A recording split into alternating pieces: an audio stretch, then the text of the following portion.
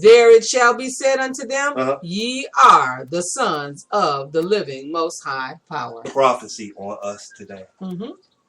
Prophecy on us today. We everything but a child of God. Mm-hmm. When we were in pagan, in the Sunday worship, none of us believed that we were the people. Mm-hmm. So there it is. You are not. You will hear it in that land, in the place where it is said unto them, "You are not my people." Mm-hmm. Like we were just happy to be Gentiles, Mm-hmm. Mm-hmm. grafted in. We never understood the fact, because of the way they taught us out of their paganism, that we were actually the people, and that is the condition. That is what had happened with the condition of our people today. You know what? Go back over to chapter 4, and then we're going to go into the next chapter in Hosea. We're showing you now, here in Hosea, what happened, what caused our people to go off. Mm-hmm. All right? But read chapter, you're in chapter 4, Hosea. 11. Read 12. My people ask counsel at their stocks, and their staff declareth unto them. For the spirit of whoredom hath caused them to err, Mm-hmm. and they have gone a whoring from under their Most High Power.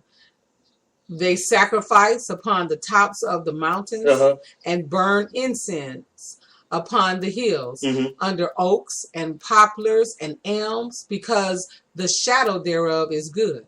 Therefore your daughters shall commit whoredom, and your spouses shall commit adultery.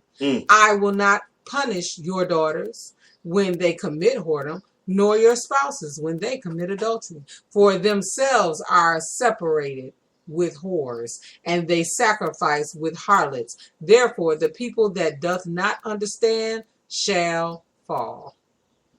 Come on. Though thou, Israel, play the harlot, yet let not Judah offend, and come not ye unto Gilgal, neither go ye up to Bethlehem, nor swear the Most High God, our power, liveth. Come on. Go. For Israel slideth back as a backsliding heifer. Now the Most High God, our power, will feed them as a lamb in a large place. Will feed them as a lamb in a large place. Now, Hosea was prophesying against to the northern kingdom. This is the northern kingdom going on. Look, Israel and Judah was separate, right? Right. He's dealing with Israel, northern kingdom. They was going off. Jeremiah chapter 3. Let's go to Jeremiah chapter 3. The backslide, right? Jeremiah chapter 3, verse 6.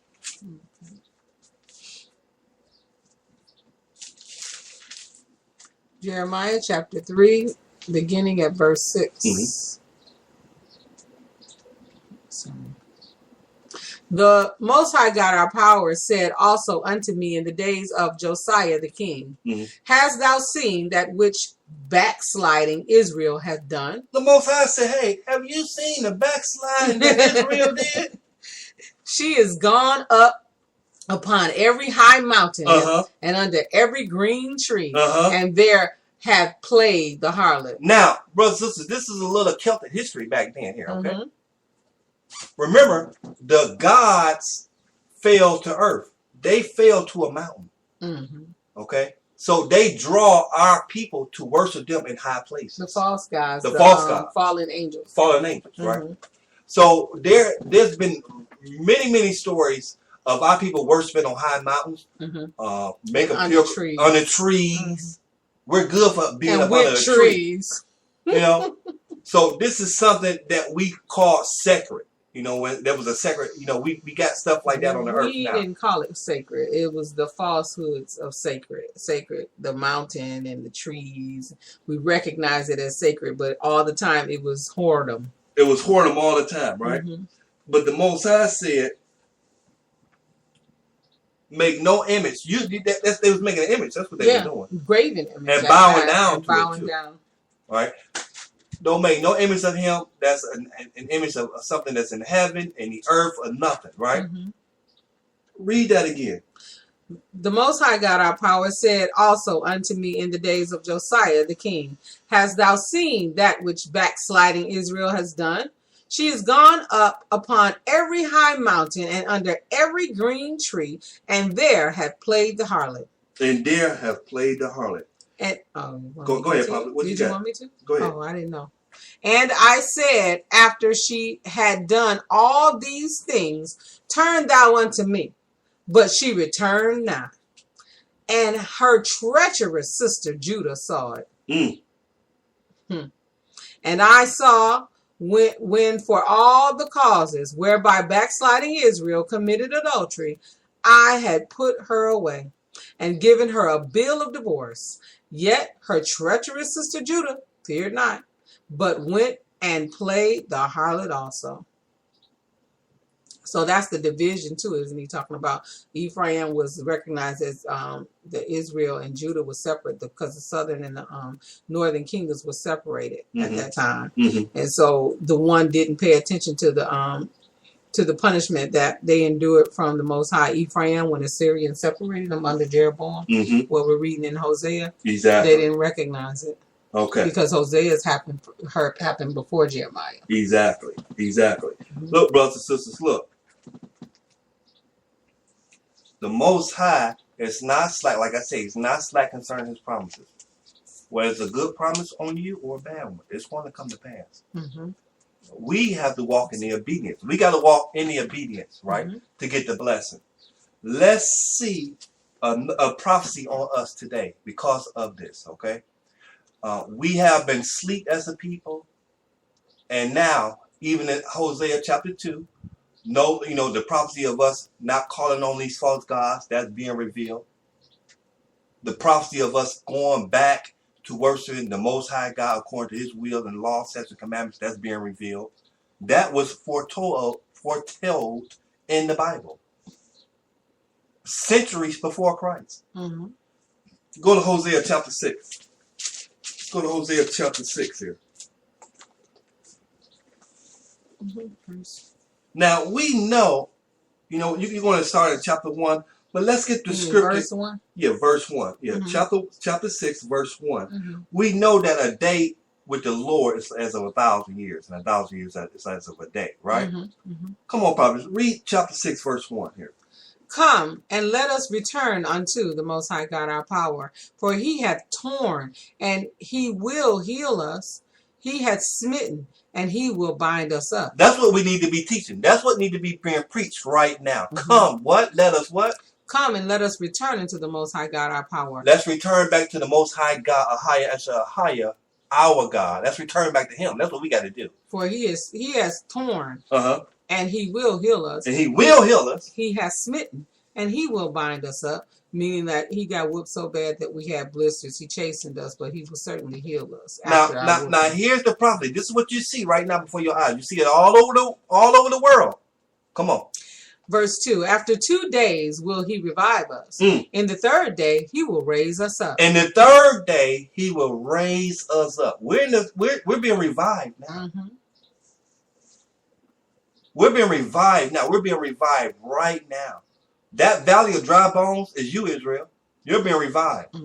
The truth is being taught now. And then you made reference to the days when the Most High is speaking. It represents thousands of years. So over years, not literally in the day measure that we think of in our little finite, our little pitiful minds. Right. Because according to the Greek calendar, the Gregorian calendar, it's not really 2017, brothers. Right. We're more close to like 5,700. We're going according to the Enoch calendar, so we're really like around the 1800s. It's not the year 2017. It's 5,000. It's closer to like the days. So exactly. It's right, closer 1,000 days. So it's more like the 6th day almost. Exactly. Yeah, Salaki, you're right. It's closer to that 6,000 year period. That's what it is. So in the third day, what did it say?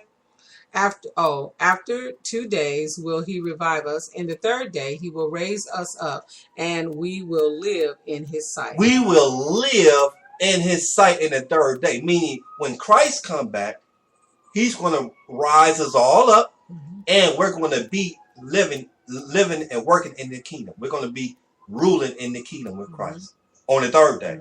But the wake up is happening right now before your eyes. Come on, prophets, keep going.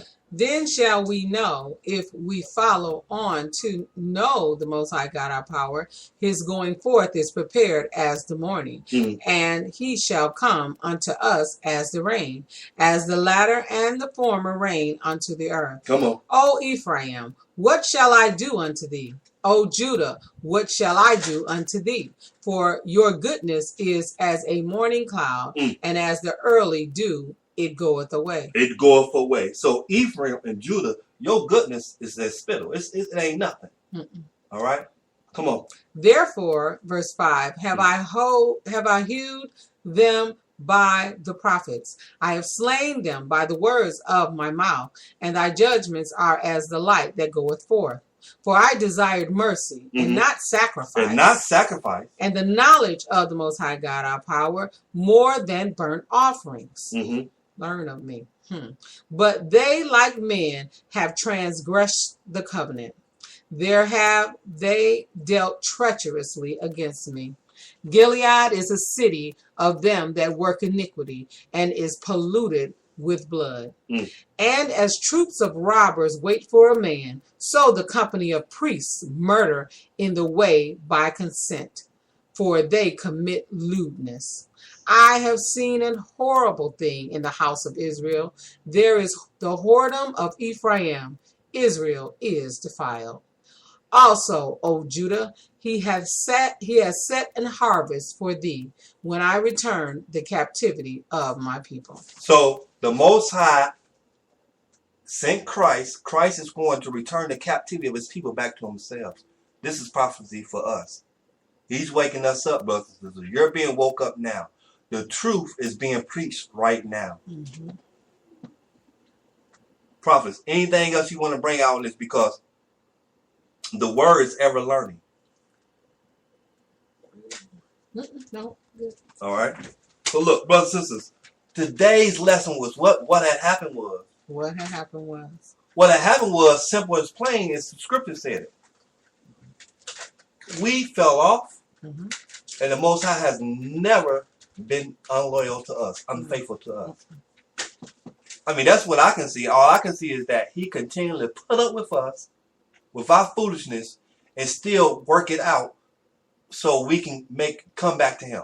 Well, he has to keep his word. That's just the bottom line. He's not going to not keep his word to Abraham, to his father Abraham. He's not. And, you know, it kind of reminds me of when Moses, you know, led the Israelites through the desert. It's the same scenario.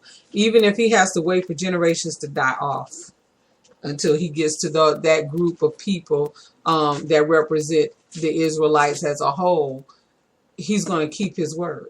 He's going to keep his word. But once he can get that good plant that will continue to reproduce and teach their children and speak this word and his covenant to them as they walk by the wayside, as it says in Joshua, you know, and commit to as saying, as for me and my house, we will serve the Most High God. He's going to keep his word. And we reviewed that in Deuteronomy 7 and 8, which you had us open up with today. It says, but because the Lord, so he didn't choose you because you were so many in number, for you were the fewest of all people. But Deuteronomy 7 verse 8, it makes it very clear why he's doing what he's doing. What had happened was, but because the Most High God, our power, loved you, and because he would keep the oath which he had sworn unto your fathers. This is why he does what he does. There is nothing that you can do. Your righteousness is as a filthy